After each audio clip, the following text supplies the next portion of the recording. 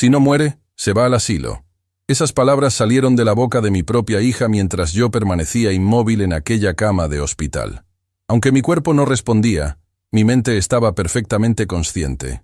Les cuento esto desde mi nuevo hogar en Montevideo, Uruguay, donde vivo ahora con mi esposa Margarita, lejos de quienes alguna vez llamamos familia. ¿Cómo un padre termina escapando de sus propios hijos? Permítanme contarles mi historia. Pero antes de continuar, por favor haz clic en el botón de me gusta. Suscríbete al canal y comenta desde dónde estás viendo. Tu ayuda es muy importante. Soy Octavio Saldívar. Tengo 67 años y hasta hace 8 meses era un empresario respetado en Ciudad de México. Había construido una cadena de tiendas de electrónica que vendí por una suma considerable al jubilarme. Nuestra vida era tranquila y cómoda. Margarita y yo vivíamos en una hermosa casa en Las Lomas. Teníamos ahorros suficientes para vivir sin preocupaciones y disfrutábamos de visitas frecuentes de nuestra nieta Valentina, la única luz en la oscuridad que estaba por venir. Aquel martes de noviembre comenzó como cualquier otro. Desayuné con Margarita, revisé el periódico y entré a mi despacho para organizar algunos documentos. La primera señal de que algo andaba mal fue un entumecimiento en mi brazo izquierdo. Luego vino el dolor de cabeza, intenso como un relámpago. Intenté llamar a Margarita, pero mi voz no salió. Mi visión se tornó borrosa y sentí que el mundo se inclinaba bajo mis pies. Desperté, o mejor dicho, mi mente despertó. 3 días después. Mi cuerpo seguía inmóvil, incapaz de responder a mis intentos desesperados por moverme. Los médicos lo llaman síndrome de enclaustramiento, una condición en la que la mente está consciente, pero atrapada en un cuerpo que no responde. Para todos los que me rodeaban, yo seguía en coma profundo tras sufrir un derrame cerebral masivo. La habitación 307 del Hospital San Ángel se convirtió en mi prisión y mi escenario. Desde allí, como un espectador silencioso, presencié la verdadera naturaleza de quienes me rodeaban. Margarita venía todos los días. Se sentaba junto a mi cama, sostenía mi mano y me contaba sobre su día. A veces leía para mí, o simplemente permanecía en silencio, acariciando mi cabello canoso. En esos momentos deseaba desesperadamente poder decirle que estaba allí, escuchándola, amándola. Renata, nuestra hija, venía con menos frecuencia y sus visitas eran breves. Al principio pensé que era porque le resultaba doloroso verme así. Qué ingenuo fui. Fue al 5.º día cuando descubrí la verdad. Renata y su esposo Héctor entraron en mi habitación. Yo estaba solo. Margarita había salido a comer algo a la cafetería. ¿Has hablado con el médico hoy?, preguntó Héctor en voz baja mientras cerraba la puerta. Sí, respondió Renata. Dice que no hay cambios. Podría seguir así por semanas, meses o morir, completó Héctor con una frialdad que me heló la sangre. Hubo un silencio que pareció eterno antes de que mi hija respondiera. Eso sería lo más sencillo para todos, dijo finalmente. Su voz sonaba diferente, calculadora. Si no muere, se va al asilo. No podemos mantenerlo en casa. Sería demasiado costoso y complicado. ¿Y tu madre?, preguntó Héctor. Mamá hará lo que yo le diga. Siempre ha sido débil. Podemos convencerla de que es lo mejor para papá. Necesitamos esa casa, Renata, insistió Héctor. Los inversionistas están presionando. Si no pagamos pronto, lo perderemos todo. Lo sé, respondió mi hija con impaciencia. La casa vale al menos 2 millones de pesos. Con eso y los ahorros de papá podríamos cubrir todas nuestras deudas y empezar de nuevo. Cada palabra era como un puñal. Mi propia hija, la niña que había criado con tanto amor, estaba calculando el valor de mi muerte. ¿Cuándo se había convertido en esta persona? ¿En qué momento el dinero se volvió más importante que la familia? ¿Y Valentina?, preguntó Héctor de repente. Adora a su abuelo. Hubo otra pausa antes de que Renata respondiera. Los niños se adaptan. Le diremos que el abuelo necesita cuidados especiales. Con el tiempo se olvidará. Quise gritar. Quise levantarme y confrontarlos, pero mi cuerpo se negaba a obedecer. Estaba atrapado, obligado a escuchar cómo planeaban deshacerse de mí. ¿Y si despierta?, preguntó Héctor. El médico dice que incluso si lo hace, probablemente quede incapacitado. Sería más fácil conseguir la tutela legal y control sobre sus bienes. Sentí náuseas. No reconocía a esta mujer. No era mi Renata, la niña que solía sentarse en mis rodillas mientras le leía cuentos, la adolescente que me pedía consejos sobre chicos, la joven que lloró emocionada cuando le entregué las llaves de su primer coche. Los días siguientes fueron un infierno silencioso.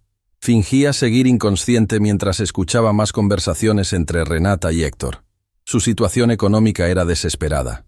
Héctor había hecho inversiones arriesgadas que salieron mal. Estaban al borde de la bancarrota y yo era su tabla de salvación.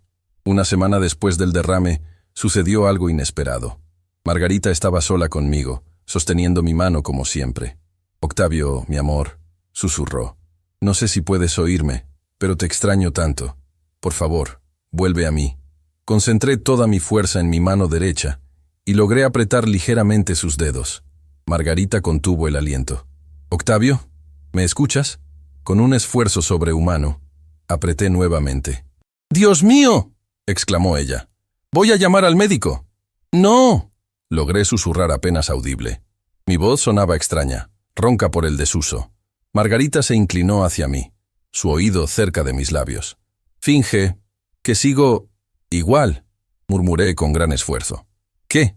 ¿Por qué?», preguntó confundida. «Renata, asilo, mi dinero». Fue todo lo que pude decir antes de que el agotamiento me venciera. Vi el horror dibujarse en su rostro mientras comprendía. Margarita siempre había defendido a nuestra hija, encontrando excusas para su egoísmo y ambición. Esta vez no había excusa posible. Esa noche, después de que las enfermeras terminaran su ronda, Margarita regresó con el doctor Enrique Bustamante, mi médico y amigo de la universidad. Confiaba en él completamente. «Octavio, viejo amigo», dijo Enrique inclinándose sobre mí. «¿Puedes oírme?» «Sí», respondí débilmente. «Increíble», murmuró Enrique mientras revisaba mis pupilas con una pequeña linterna. «Estás consciente. Tienes lo que llamamos síndrome de enclaustramiento. Tu mente está completamente lúcida, pero tu cuerpo no responde como debería. ¿Me recuperaré?», pregunté con dificultad. «Es posible», respondió honestamente. «Necesitarás terapia intensiva, pero he visto casos similares con buena recuperación». Les conté todo lo que había escuchado. Margarita lloró silenciosamente mientras Enrique apretaba los puños con indignación. «Nunca imaginé que Renata fuera capaz de algo así», sollozó Margarita. «El dinero cambia a las personas», dijo Enrique con amargura. «He visto familias destrozarse por menos. Esa noche tomamos una decisión que cambiaría nuestras vidas para siempre. No podía confiar en mi propia hija, la persona que debería cuidarme en mis momentos de mayor vulnerabilidad. Nadie debe saber que estoy consciente», insistí. «Ni las enfermeras, ni los otros médicos, y especialmente Renata y Héctor». Enrique asintió. «Puedo mantener tu expediente sin cambios. Oficialmente seguirás en estado de coma, pero comenzaremos terapia de rehabilitación en secreto». Durante las siguientes 2 semanas, Enrique venía por las noches con un terapeuta de confianza. Lentamente, comencé a recuperar el control de mis extremidades. Primero los dedos, luego las manos, los brazos. Cada pequeño avance era una victoria. Mientras tanto, seguía escuchando las conversaciones de Renata y Héctor. Sus planes se volvían cada vez más concretos. Habían contactado con un asilo en las afueras de la ciudad, uno de esos lugares donde las familias abandonan a sus ancianos y se olvidan de ellos. También habían hablado con un abogado sobre cómo obtener mi tutela legal.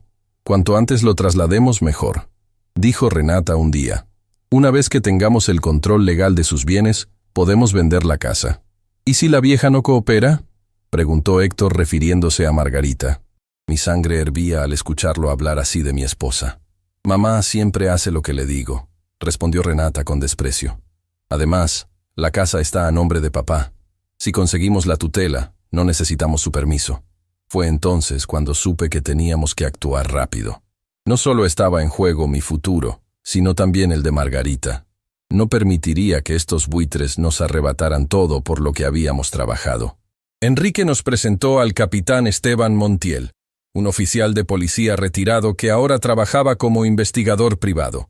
Esteban era un hombre serio y directo que entendió inmediatamente la gravedad de nuestra situación. «He visto casos similares», nos dijo.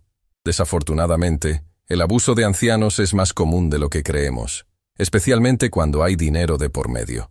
Con su ayuda, elaboramos un plan. Necesitábamos pruebas de las intenciones de Renata y Héctor, y necesitábamos tiempo para organizar nuestra escapada. Margarita colocó discretamente grabadoras en la habitación del hospital. También comenzó a reunir todos nuestros documentos importantes: escrituras, estados de cuenta, testamentos.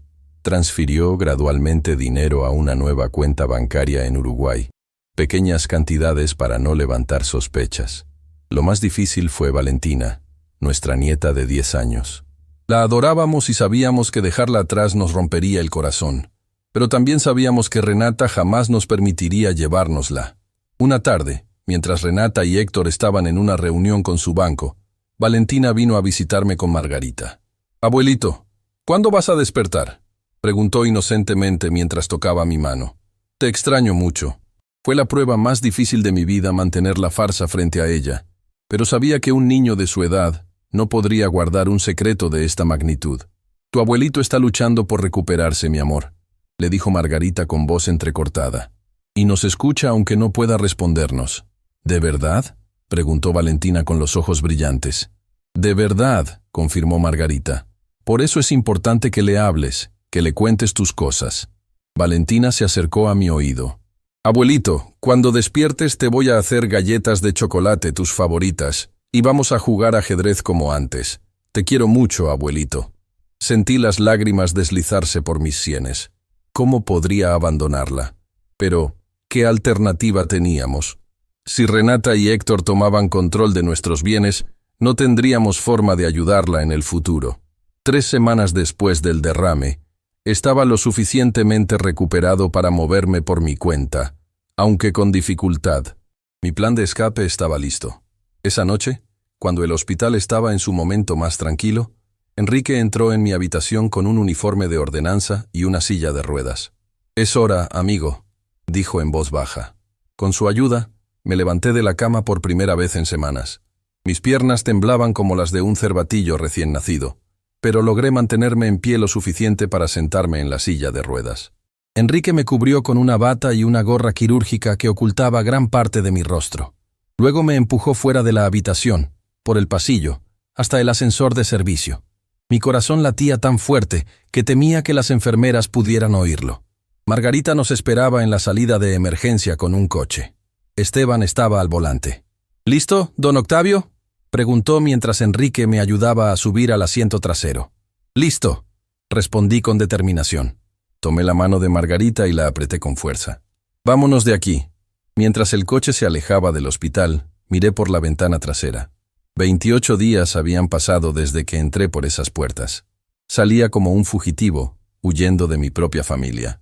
«¿A dónde vamos?», preguntó Margarita. «A casa de Esteban», respondió Enrique desde el asiento delantero. «Se quedarán allí hasta que todo esté listo para su viaje». Asentí en silencio. El plan era claro.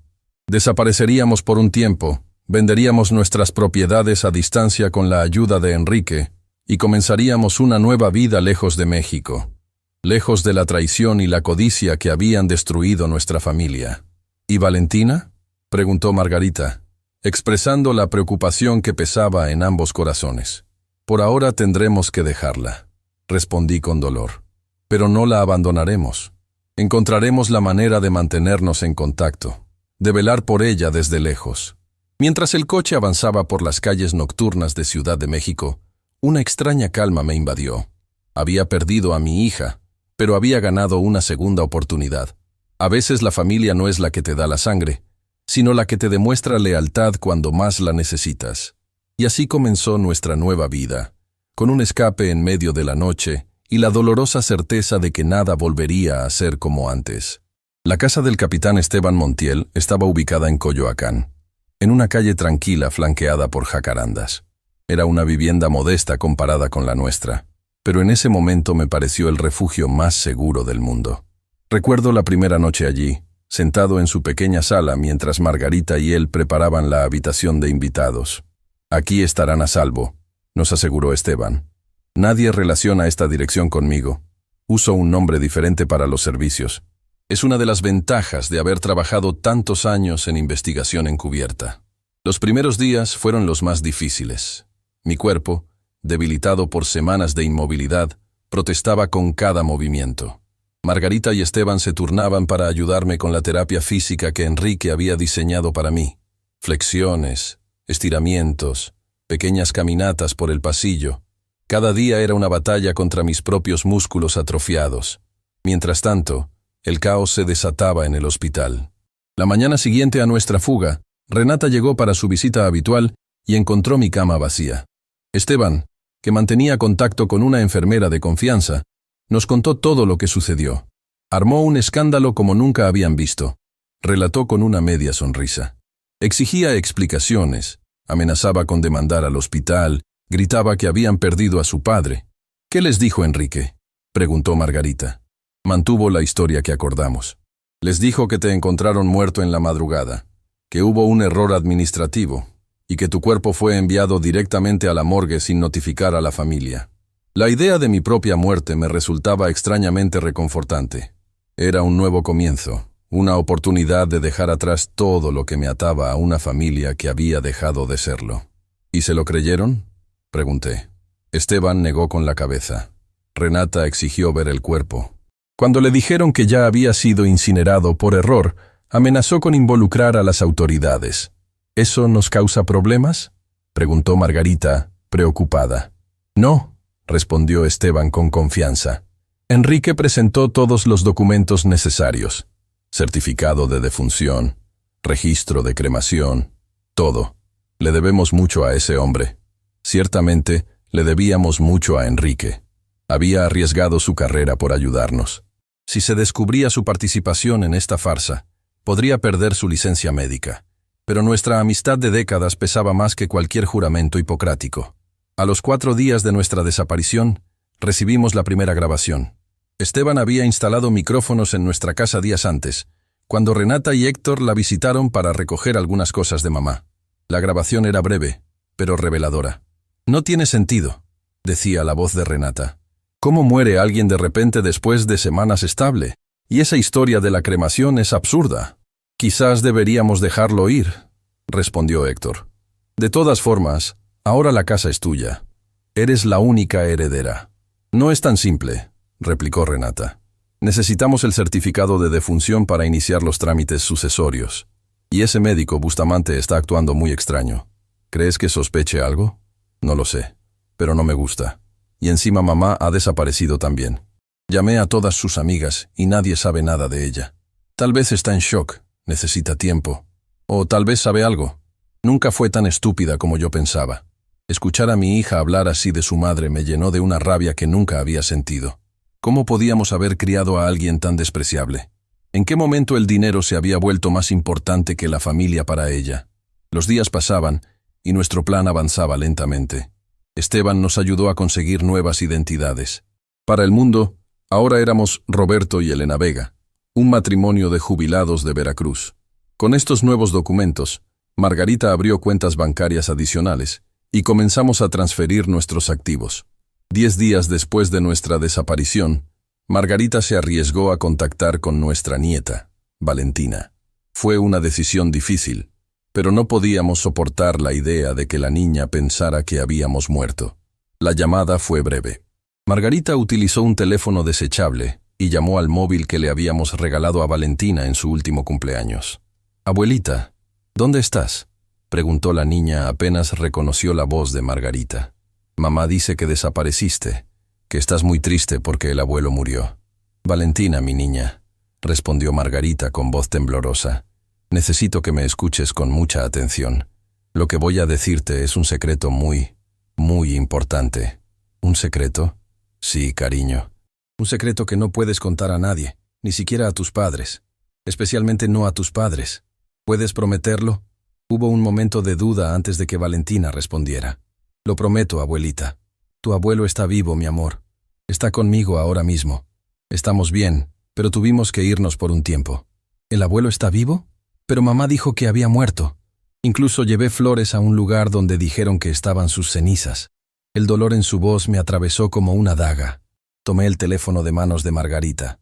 «Valentina, Soy yo, tu abuelo, dije con voz suave. El silencio al otro lado de la línea fue seguido por un sollozo ahogado. Abuelito, ¿de verdad eres tú? Sí, mi pequeña. Soy yo. Estoy bien. Estoy recuperándome. Pero, ¿por qué mamá dice que estás muerto? ¿Por qué tuvieron que irse? ¿Cómo explicarle a una niña de 10 años que sus padres habían planeado deshacerse de su abuelo por dinero?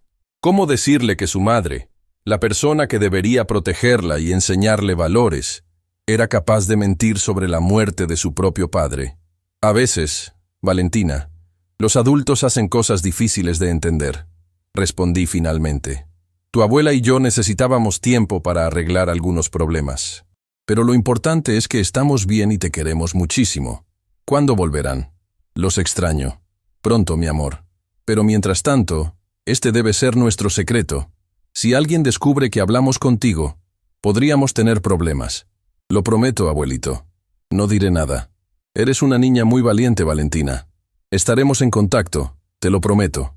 Después de colgar, me quedé mirando el teléfono en silencio.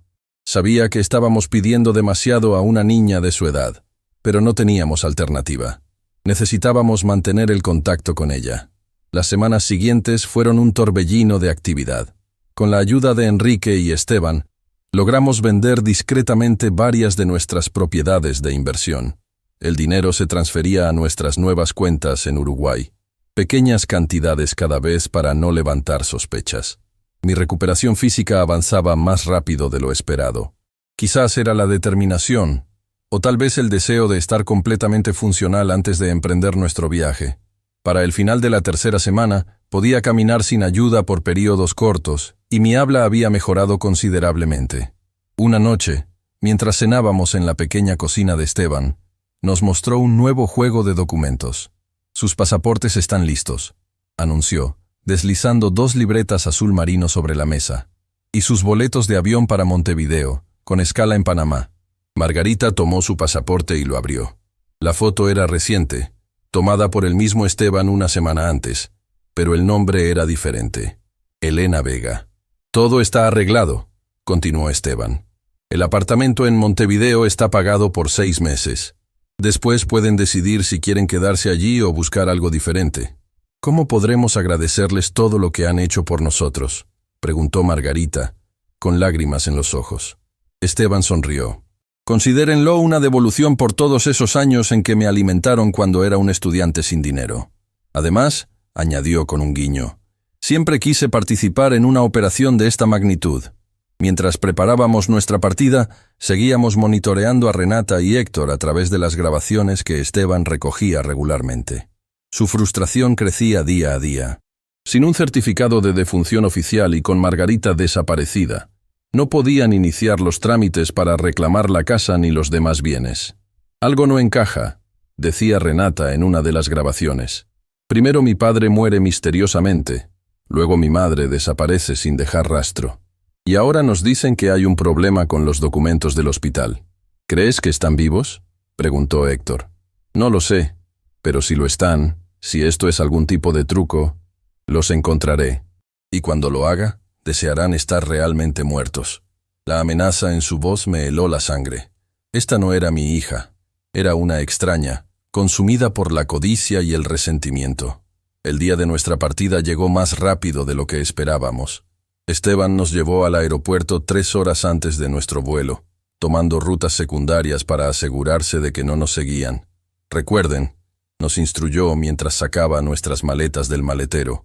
Son Roberto y Elena Vega. Él tuvo un derrame hace unos meses y todavía está recuperándose. Van a Montevideo a visitar a su hijo. Mantengan la historia simple. Asentí. Habíamos practicado nuestra nueva identidad durante días. A estas alturas, casi me sentía como Roberto Vega. La despedida fue breve pero emotiva. Esteban nos había dado un hogar cuando más lo necesitábamos.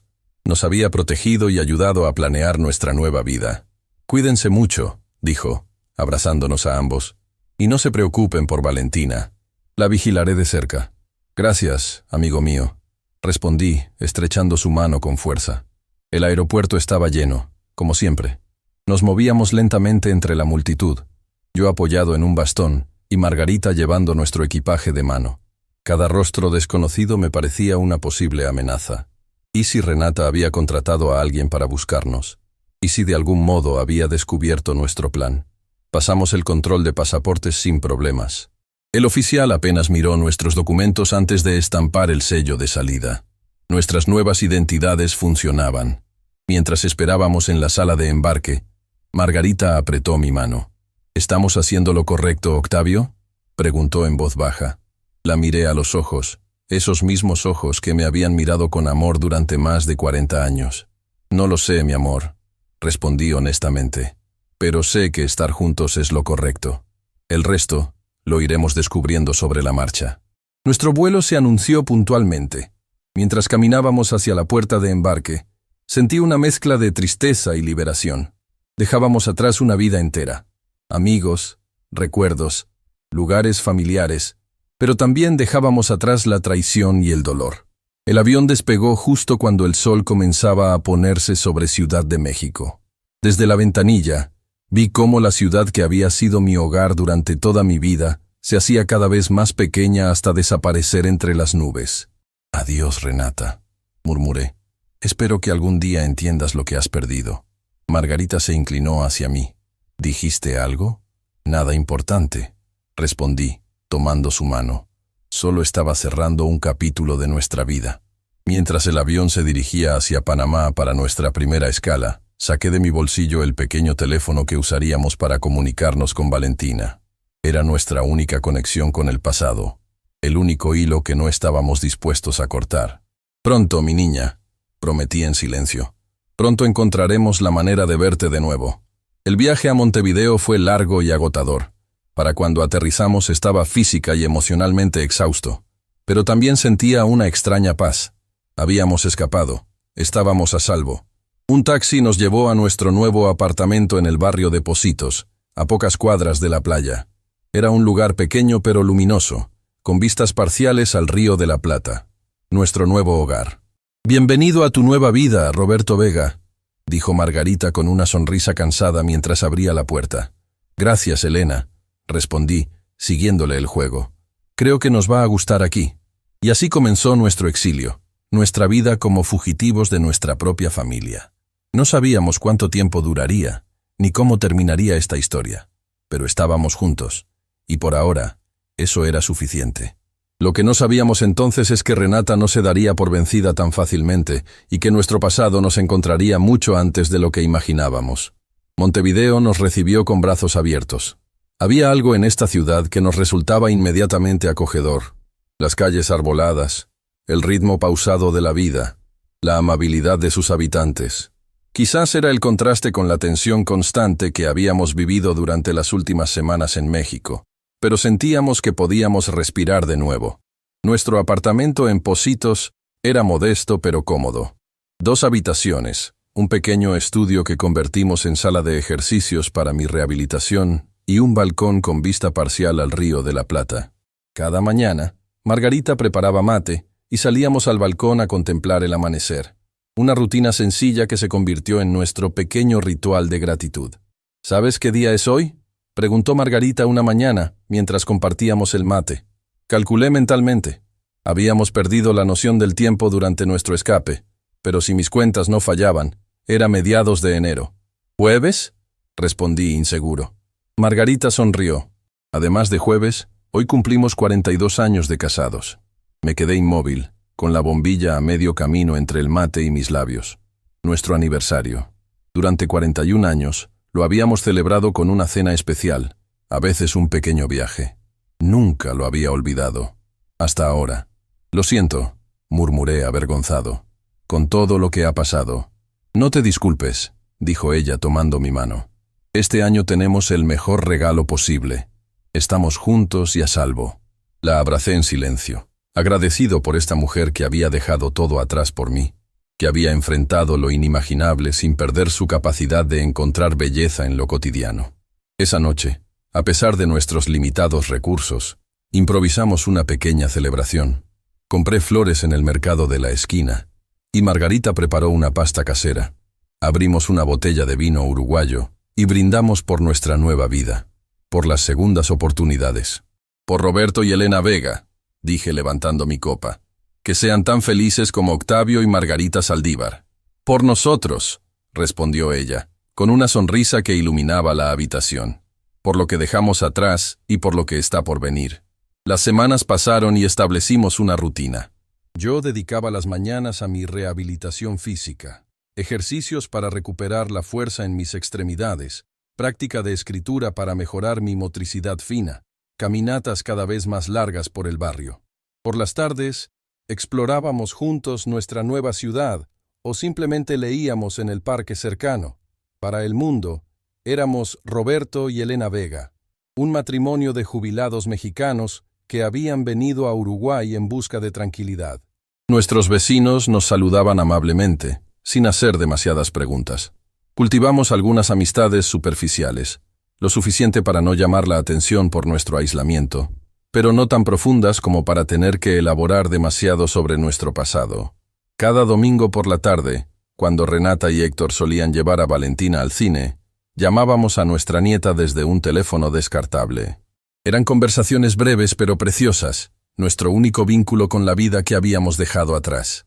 «Abuelito, ¿cómo está tu brazo?», preguntó Valentina durante una de estas llamadas, unos 2 meses después de nuestra llegada a Montevideo. «Mucho mejor, mi amor», respondí, sorprendido por su pregunta específica. «¿Por qué lo preguntas?». «Porque en tu carta dijiste que te dolía cuando hacía frío». Miré a Margarita, confundido. No le había enviado ninguna carta a Valentina. Era demasiado arriesgado. «¿Carta? ¿Qué carta, cariño?» «La que me llegó la semana pasada. Tenía estampillas muy bonitas y venía de... No recuerdo el nombre del lugar, pero sonaba como un pájaro». «¿Montevideo?», preguntó Margarita alarmada. «Sí, eso, Montevideo. Decía muchas cosas bonitas y tenía una foto de ustedes en una playa». Sentí que la sangre se me helaba. Nosotros no habíamos enviado ninguna carta, ni ninguna foto. Alguien estaba fingiendo ser nosotros, tratando de obtener información de Valentina. «Valentina, escúchame con mucha atención», dije, manteniendo mi voz tranquila para no asustarla. «Esa carta no era nuestra. No le hemos enviado ninguna carta ni foto. Pero tenía tu letra, abuelito. Y hablaba de cosas que solo tú sabes. ¿Tienes la carta contigo ahora?». «No. Está escondida en mi habitación, en el libro de cuentos que me regalaste». «Bien. Necesito que hagas algo muy importante por mí. Cuando regreses a casa, quiero que rompas esa carta en pedazos muy pequeños y la tires en diferentes botes de basura. ¿Puedes hacer eso por mí?». «Sí. ¿Pero por qué? ¿Es algo malo?». «No es malo, mi vida. Es solo un juego de espías como en las películas que te gustan. Es muy importante que nadie sepa que hablamos, ¿recuerdas?». «Lo recuerdo», respondió ella con seriedad.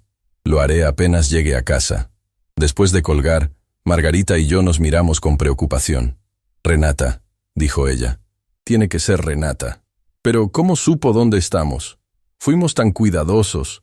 Tal vez no lo sabe con certeza. Quizás está enviando cartas a diferentes lugares, esperando que Valentina nos mencione algo en algún momento». La idea era aterradora.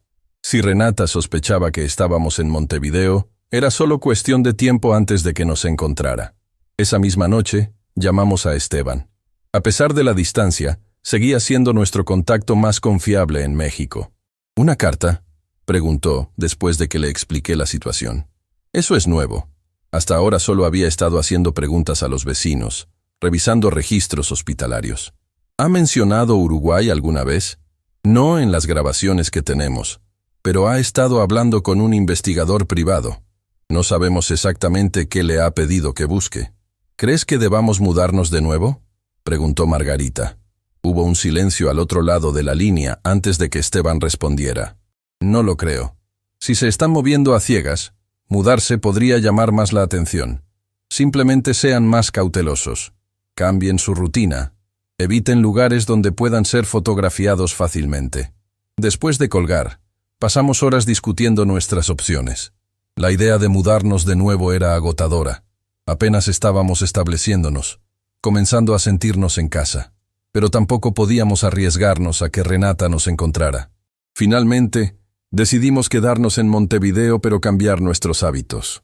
Dejamos de visitar los lugares turísticos donde podrían fotografiarnos, evitamos las cámaras en eventos públicos y comenzamos a variar nuestras rutas diarias. También decidimos ser más cautos con nuestras llamadas a Valentina. Establecimos un código. Si ella decía que había visto pájaros azules, significaba que alguien le había estado haciendo preguntas sobre nosotros. Pasaron 3 semanas sin incidentes. Comenzábamos a pensar que quizás habíamos exagerado nuestra reacción, que la carta había sido solo un intento a ciegas de Renata. Y entonces, una mañana de domingo, recibimos una llamada de Esteban. «Tienen que ver esto», dijo sin saludar siquiera. «Les estoy enviando un enlace a su correo». El enlace nos llevó a una publicación en un grupo de Facebook llamado Personas Desaparecidas en México. Allí estaba, un post con nuestras fotos.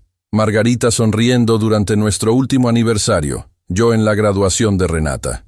El texto decía, ayuda para encontrar a mis padres desaparecidos. Octavio Saldívar, 67, y Margarita Fuentes, 65. Desaparecieron hace 3 meses en Ciudad de México. Mi padre había sufrido un derrame cerebral y estaba hospitalizado cuando, inexplicablemente, tanto él como mi madre desaparecieron sin dejar rastro. Temo que puedan estar desorientados o ser víctimas de algún tipo de fraude o coerción. Si los han visto o tienen cualquier información, por favor contacten conmigo. Y abajo, el nombre y teléfono de Renata. Es astuta, comentó Esteban.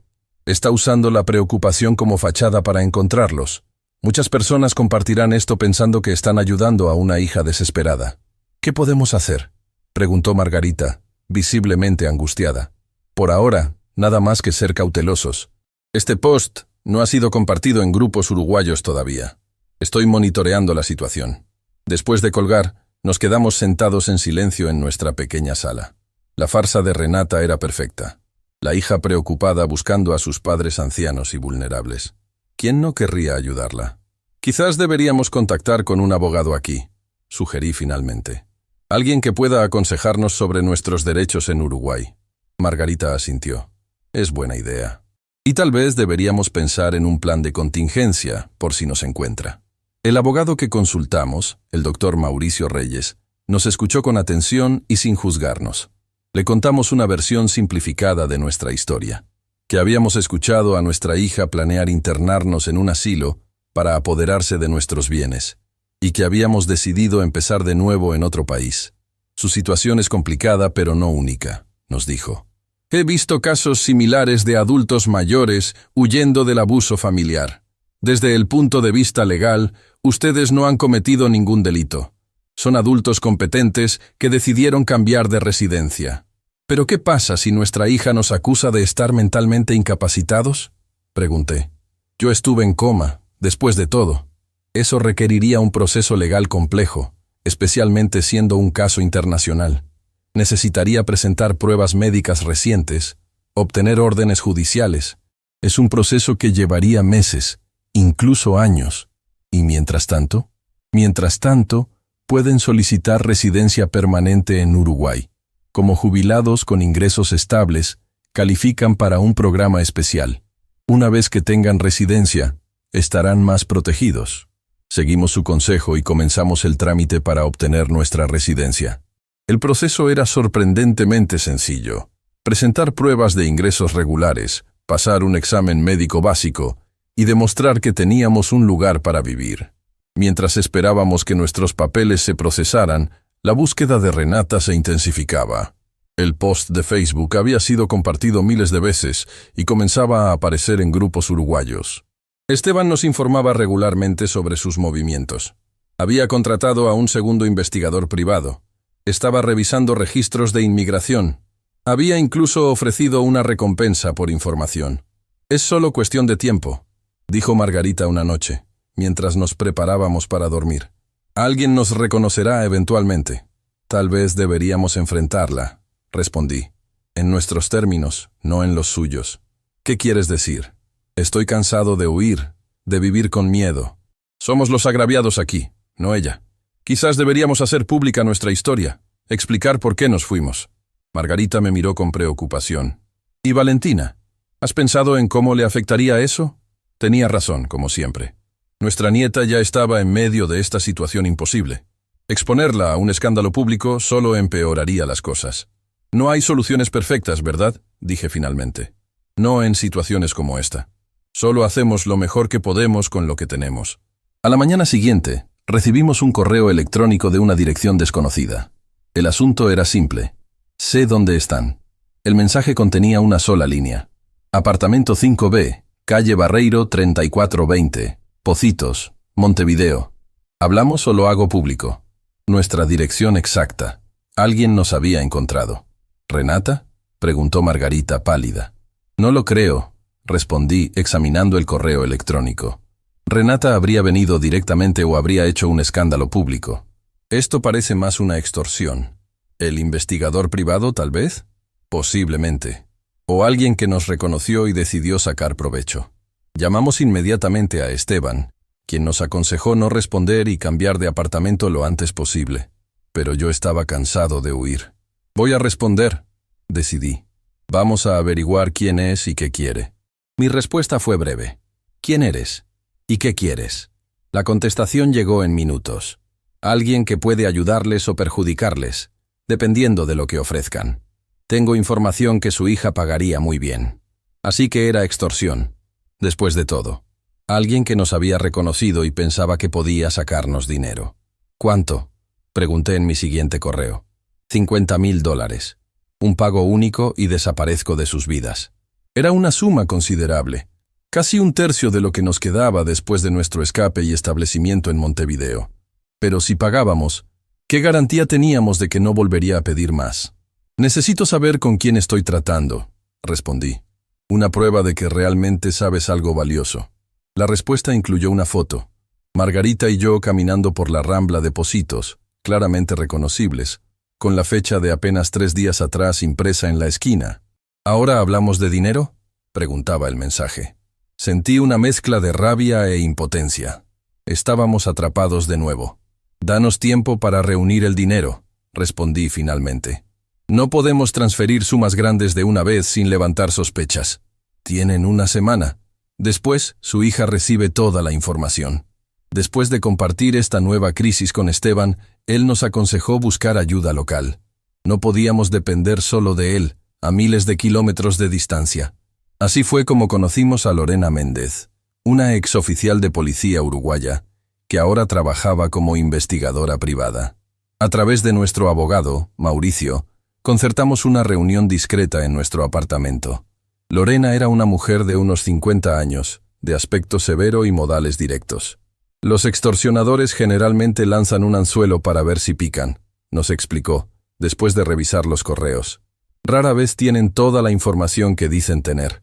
«Pero tienen nuestra foto, nuestra dirección», protestó Margarita. «Eso es fácil de conseguir. Ustedes pasean regularmente por la Rambla, no se ocultan en su edificio. Lo que necesitamos saber es si realmente tienen contacto con su hija o solo están fanfarroneando». Bajo su dirección, enviamos otro correo pidiendo prueba de su contacto con Renata. La respuesta fue vaga, lo que confirmó la teoría de Lorena. Era alguien que nos había reconocido de las fotos compartidas en redes sociales y trataba de sacar provecho, pero no tenía un canal directo con nuestra hija. «Ahora tenemos ventaja», dijo Lorena.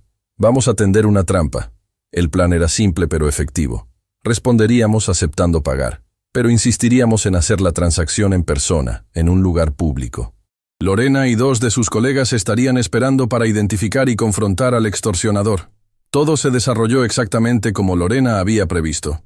El extorsionador resultó ser un empleado de nuestro edificio, un joven portero que había reconocido nuestras caras de las publicaciones de Facebook y pensó que podría ganar dinero fácil. «Nunca contacté a su hija», confesó cuando Lorena lo confrontó. «Solo vi las fotos en Facebook y los reconocí.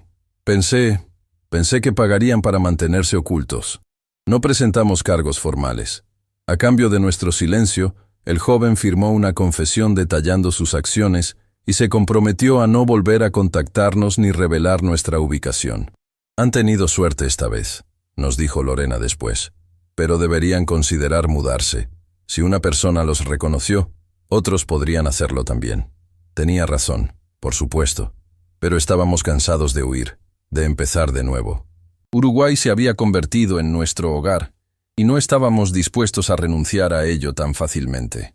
«Quizás sea hora de enfrentar nuestro pasado», le dije a Margarita esa noche. No podemos seguir corriendo para siempre. Ella asintió, tomando mi mano entre las suyas. ¿Qué propones? Creo que es hora de que hablemos con Renata directamente. En nuestros términos, no en los suyos. La decisión estaba tomada. Era hora de dejar de escondernos. Si Renata quería encontrarnos, le facilitaríamos la tarea. Pero esta vez estaríamos preparados para el enfrentamiento. Lo que no sabíamos entonces era que Renata ya estaba más cerca de lo que imaginábamos y que nuestro encuentro llegaría mucho antes de lo que habíamos planeado. La decisión de contactar directamente a Renata no fue tomada a la ligera. Durante días, Margarita y yo discutimos los posibles escenarios, las consecuencias, lo que diríamos. Preparamos un correo electrónico cuidadosamente redactado, explicando brevemente por qué nos habíamos ido y proponiendo una conversación en terreno neutral. ¿Estás seguro de esto?, preguntó Margarita la noche antes de enviar el mensaje. Estábamos sentados en nuestro pequeño balcón, contemplando las luces de Montevideo. No, respondí honestamente. Pero estoy seguro de que no podemos seguir viviendo así, mirando constantemente por encima del hombro, temiendo ser descubiertos. Prefiero enfrentar la situación en nuestros términos. ¿Y si intenta algo legal? ¿Alegar que no estás mentalmente capacitado? Tenemos al doctor Bustamante, tenemos las grabaciones, tenemos pruebas de sus intenciones. Y ahora también tenemos a Mauricio y Lorena de nuestro lado. Margarita asintió lentamente. Es solo que todavía no puedo creer que nuestra hija, nuestra Renata, sea capaz de todo esto. Yo tampoco, admití. A veces me despierto en medio de la noche y me pregunto si todo fue un malentendido, si interpretamos mal sus palabras, pero luego recuerdo lo que escuché claramente mientras fingía estar en coma. El correo lo enviamos desde una nueva dirección creada específicamente para esta comunicación. Era breve y directo. Renata, estamos vivos y bien. Sabemos que nos has estado buscando. También sabemos por qué. Escuché tu conversación con Héctor mientras estaba en el hospital. Si no muere, se va al asilo. Esas fueron tus palabras exactas. Decidimos irnos para protegernos. No queríamos terminar en un asilo mientras tú y Héctor se apoderaban de nuestra casa y ahorros para pagar sus deudas. Si quieres hablar, estamos dispuestos. Podemos hacer una videollamada en los próximos días. No pedimos reconciliación, solo claridad y un acuerdo para seguir adelante con nuestras vidas separadas. Octavio y Margarita. Enviamos el correo y esperamos. Un día, 2, 3. Ninguna respuesta. Quizás utilizó una dirección que ya no revisa, sugirió Margarita. O tal vez simplemente decidió ignorarnos, respondí. De cualquier modo hicimos el intento. Continuamos con nuestra rutina diaria, tratando de no pensar constantemente en el correo sin respuesta. Yo seguía con mis ejercicios de rehabilitación, cada vez más confiado en mis movimientos. Margarita había comenzado a dar clases particulares de español a extranjeros, algo que disfrutaba enormemente y que nos proporcionaba un ingreso adicional. Una semana después de enviar el correo, un viernes por la tarde, alguien llamó a nuestra puerta. No esperábamos visitas. Lorena y Mauricio siempre avisaban antes de venir, y no habíamos hecho suficientes amigos en Montevideo como para recibir visitas inesperadas. Margarita miró por la mirilla y se quedó inmóvil. Cuando se volvió hacia mí, su rostro estaba pálido. «Es ella», susurró. «Es Renata». Mi corazón dio un vuelco. ¿Cómo nos había encontrado? Había rastreado el correo electrónico. ¿Alguien le había dado nuestra dirección? ¿Estás sola?, pregunté, preparándome para lo peor. Sí, al menos eso parece. Tomé una respiración profunda. «Abre la puerta». Margarita dudó, su mano en el picaporte. «¿Y si? Tenemos que enfrentar esto, mi amor. No podemos escondernos para siempre». Con un gesto de resignación, Margarita abrió la puerta. Y allí estaba Renata, nuestra hija, la mujer que había planeado enviarnos a un asilo para apoderarse de nuestros bienes. Llevaba un vestido sencillo y una expresión indescifrable. Parecía más delgada que la última vez que la vimos, con círculos oscuros bajo los ojos. «Mamá», dijo simplemente. Luego miró más allá de Margarita y me vio. «Papá, estás bien». Su voz sonaba extraña, una mezcla de alivio y algo más difícil de identificar. «¿Decepción, quizás?» «Estoy vivo, si es lo que preguntas», respondí, más duramente de lo que pretendía. Un silencio incómodo llenó el espacio entre nosotros. Finalmente, Margarita dio un paso atrás. Pasa, dijo, su voz cautelosa. Supongo que tenemos mucho de qué hablar. Renata entró lentamente, observando nuestro modesto apartamento. ¿Estaría evaluando cuánto habíamos gastado? ¿Calculando cuánto quedaba de su herencia? ¿Cómo nos encontraste?, pregunté, yendo directamente al grano. El correo, respondió ella, sin rodeos. Contraté a alguien para rastrear la dirección IP. Me llevó a Montevideo, y de ahí fue cuestión de revisar registros de inmigración y propiedades alquiladas a mexicanos recientes. Impresionante, comenté, sin ocultar mi sarcasmo.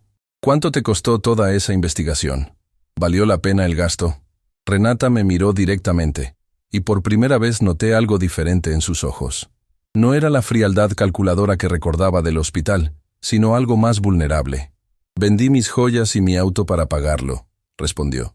Y sí, valió la pena. Necesitaba encontrarlos. ¿Para qué?, intervino Margarita. ¿Para terminar lo que empezaste? ¿Para asegurarte de que no quedara nada de tu herencia?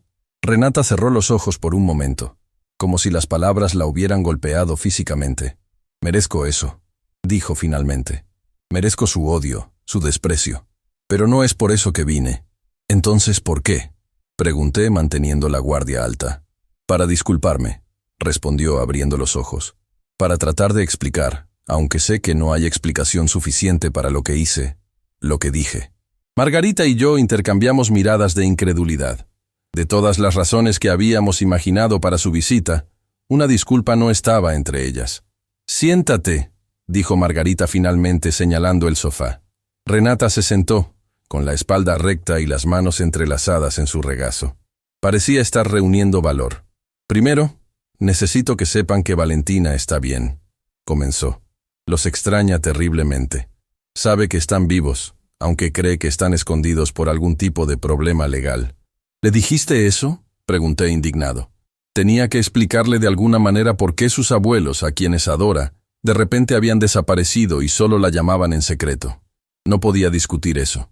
La situación era imposible para todos, especialmente para una niña de 10 años. Segundo, continuó Renata, Héctor y yo nos estamos divorciando. Esa noticia me sorprendió.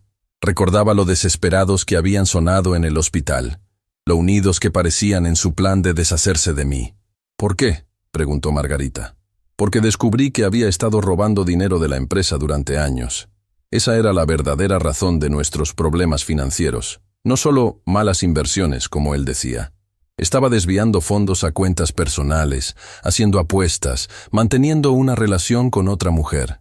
¿Y esto qué tiene que ver con nosotros?, pregunté, todavía escéptico. Tiene todo que ver, respondió Renata. Estaba desesperada, papá. Héctor me dijo que debíamos más de 2 millones de pesos, que perderíamos la casa, que podrían demandarnos penalmente. Me convenció de que la única solución era conseguir dinero rápidamente, y que ustedes, que tú, que yo convenientemente muriera o terminara en un asilo, completé su frase. Renata bajó la mirada, avergonzada. Sí. ¿Y crees que la desesperación justifica planear deshacerte de tu propio padre?, preguntó Margarita, con voz temblorosa de indignación. No, respondió Renata firmemente. Nada lo justifica. Fue monstruoso, imperdonable. No estoy aquí para pedir perdón, porque sé que no lo merezco. Estoy aquí para enfrentar lo que hice, para que sepan la verdad completa, y para ofrecerles algo a cambio de tanto daño. ¿Qué podrías ofrecernos que valga algo para nosotros ahora?, pregunté. Renata abrió su bolso y sacó una carpeta. Estos son los documentos de la casa en Las Lomas y de las otras propiedades que quedaban a tu nombre. Las he transferido todas de vuelta a ustedes. También hay una cuenta nueva con el dinero que logré recuperar de Héctor. No es todo lo que les pertenece, pero es un comienzo. Tomé la carpeta con manos temblorosas y la abrí. Efectivamente, allí estaban las escrituras con fechas recientes, todas a nombre de Octavio Saldívar. ¿Por qué harías esto?, preguntó Margarita, igualmente sorprendida. Porque es lo correcto, porque nunca debieron ser míos en primer lugar, y porque... Su voz se quebró ligeramente. Porque Valentina merece saber que su madre intentó remediar al menos una parte del daño que causó. Dejé los papeles a un lado y miré a mi hija. Realmente la miré por primera vez desde su llegada. Había algo roto en ella. algo profundamente herido. Recordé a la niña que solía correr a mis brazos cuando volvía del trabajo, a la adolescente que me pedía consejos sobre la vida, a la joven que bailó conmigo en su boda. ¿Qué pasó contigo, Renata?, pregunté, mi voz más suave ahora. ¿En qué momento el dinero se volvió más importante que la familia? Ella sacudió la cabeza. No fue de repente, fue gradual. Héctor siempre tuvo grandes ambiciones, siempre quería más, y yo quería complacerlo. Quería el estilo de vida que él prometía. Nos endeudamos cada vez más, haciendo malabares con las tarjetas de crédito, pidiendo préstamos para pagar otros préstamos. Cuando tuviste el derrame y los médicos dijeron que podrías no recuperarte completamente, Héctor lo vio como una solución a nuestros problemas. ¿Y tú simplemente aceptaste esa solución?, preguntó Margarita. No, al principio. Pero él siguió insistiendo, mostrándome los avisos de embargo, las amenazas de los acreedores. Dijo que era la única manera de proteger a Valentina, de asegurar su futuro, y yo me dejé convencer. Su explicación no justificaba sus acciones, y los tres lo sabíamos. Pero al menos comenzaba a darle sentido a lo incomprensible. ¿Y ahora qué?, pregunté. ¿Qué esperas que hagamos con esta información? ¿Con estos papeles? No espero nada, respondió Renata. Pueden vender las propiedades, conservarlas, hacer lo que quieran. Son suyas como siempre debieron ser. Solo quería que supieran que estoy tratando de arreglar las cosas, aunque sé que algunas cosas no pueden arreglarse. Miré a Margarita, buscando su reacción. Su rostro mostraba una mezcla de emociones. Dolor, confusión, un atisbo de esperanza quizás. Hay algo más, continuó Renata. Valentina tiene un recital de piano en 2 semanas. Es su primera presentación importante. Ella desearía que estuvieran allí. ¿Nos estás invitando a volver a México?, preguntó Margarita sorprendida. Les estoy ofreciendo una oportunidad de ver a su nieta, si es lo que desean. No tienen que verme a mí. Puedo dejarla con ustedes y mantenerme a distancia. La idea de ver a Valentina, de abrazarla después de tantos meses, era tentadora, pero también aterradora. Volver a México significaba enfrentar todo lo que habíamos dejado atrás. ¿Cómo sabemos que esto no es otra trampa?, pregunté cauteloso. ¿Qué garantía tenemos de que no intentarás algo una vez que estemos allí? Renata sacó otro documento de su bolso. Este es un acuerdo legal, redactado por mi abogado pero revisado por un tercero independiente. Establece que reconozco plenamente tu capacidad mental y física, que renuncio a cualquier reclamo sobre tus propiedades o finanzas, y que me comprometo a no interferir en tu vida o decisiones de ninguna manera. Tomé el documento y lo revisé. Parecía legítimo, aunque necesitaríamos que Mauricio lo examinara. ¿Por qué deberíamos confiar en ti después de todo lo que ha pasado?, preguntó Margarita, expresando exactamente lo que yo estaba pensando. Renata nos miró a ambos, sus ojos llenos de una tristeza profunda. No deberían. No han pasado suficientes días, ni he hecho suficientes cosas buenas para merecer su confianza. Solo puedo ofrecerles mi palabra de que he cambiado, que he visto el abismo al que me llevó la codicia, y que estoy tratando desesperadamente de encontrar el camino de vuelta. Hubo un largo silencio mientras sopesábamos sus palabras.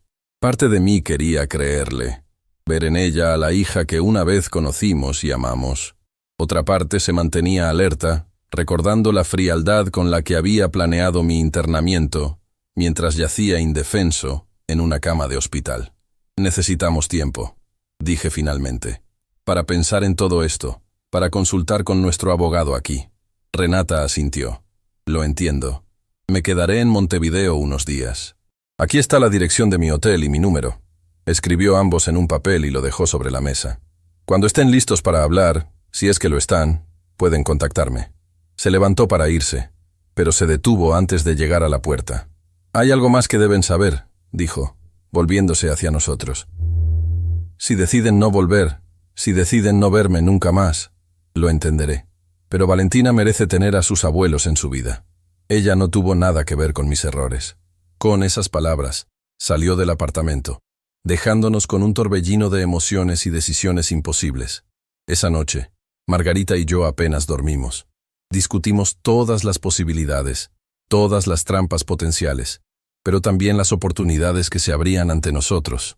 ¿Le crees?, preguntó Margarita mientras yacíamos en la cama, contemplando el techo. No lo sé, respondí honestamente. Una parte de mí quiere creerle. Quiere pensar que nuestra hija no es completamente la persona que escuché en el hospital, pero otra parte sigue esperando la trampa. Yo también, admitió Margarita. Pero pienso en Valentina. Ha pasado medio año. Debe estar tan confundida. A la mañana siguiente, consultamos con Mauricio y Lorena. Ambos revisaron los documentos que Renata había traído y confirmaron que eran legítimos. El acuerdo legal es sólido, dijo Mauricio.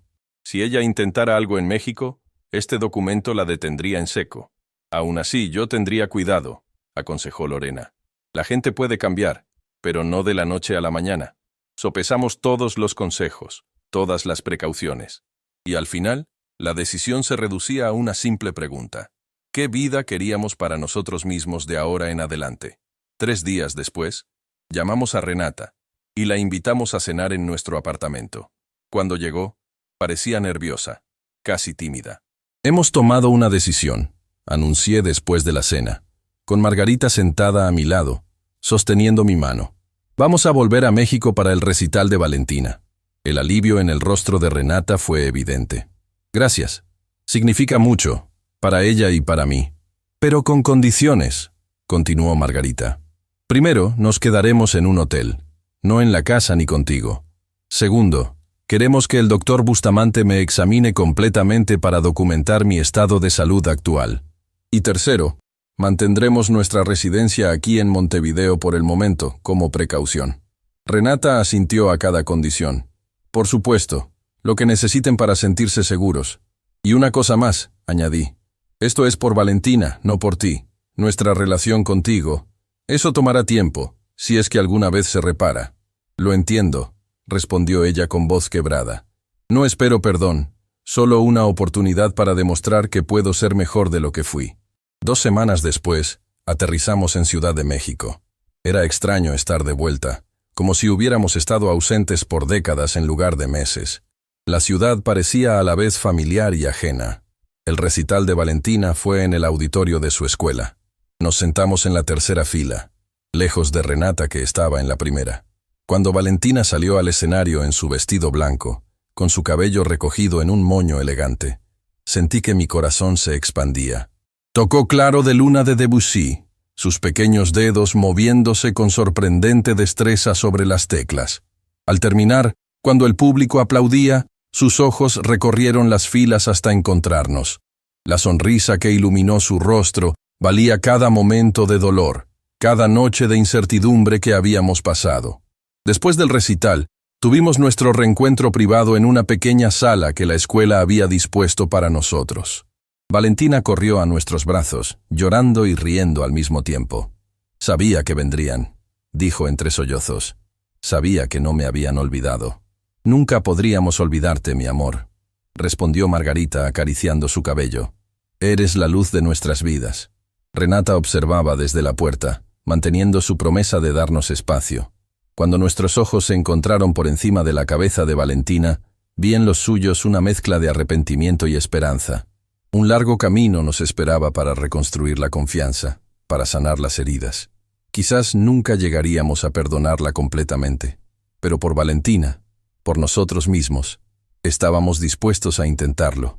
Esa noche, de vuelta en nuestro hotel, Margarita me preguntó, ¿crees que algún día volveremos a ser una familia normal? No lo sé, respondí, contemplando las luces de la ciudad que una vez fue nuestro hogar. Pero creo que hemos encontrado un nuevo tipo de normalidad. Una donde no damos nada por sentado, donde valoramos cada momento juntos porque sabemos lo frágil que puede ser todo.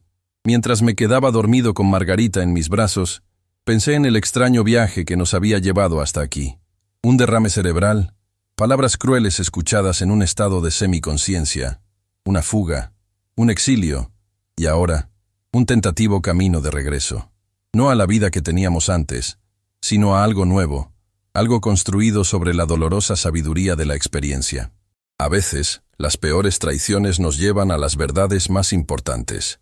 Y a veces, solo fingiendo estar inconscientes podemos descubrir quiénes son realmente las personas que nos rodean, y quiénes somos nosotros cuando todo lo que creíamos seguro se desmorona. Si te impactó mi historia, Suscríbete ahora y activa las notificaciones para no perderte la segunda parte, donde revelaré qué pasó después con mi nieta Valentina. ¿Tú qué hubieras hecho en mi lugar? Cuéntame en los comentarios.